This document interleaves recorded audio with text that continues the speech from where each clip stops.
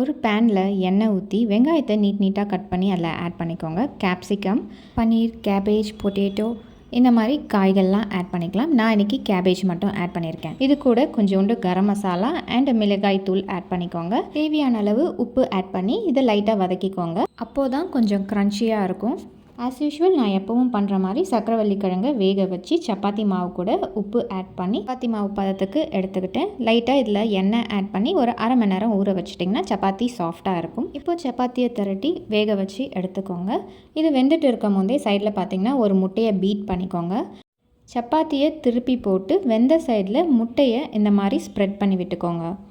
அதுக்கு மேலே இந்த வதக்கி வச்சுருக்க காயை நல்லா ஸ்ப்ரெட் பண்ணி விட்டுக்கிட்டிங்கன்னா முட்டையோட அந்த காய் நல்லா பைண்ட் ஆகிடும். இதுக்கு மேலே நம்ம சீஸ் வச்சு அதுக்கு மேலே ஆரிகானோ ஸ்ப்ரெட் பண்ணி இதை பாதியாக ஃபோல்டு பண்ணி சூடு பண்ணிங்கன்னா அந்த சீஸோட இந்த சப்பாத்தி ஒட்டிக்கும்.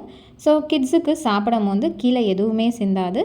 இது ரொம்பவே ஈஸி அண்ட் டேஸ்டியான டிஷ். இதை ட்ரை பண்ணி பார்த்துட்டு எப்படி இருக்குன்னு சொல்லுங்கள்.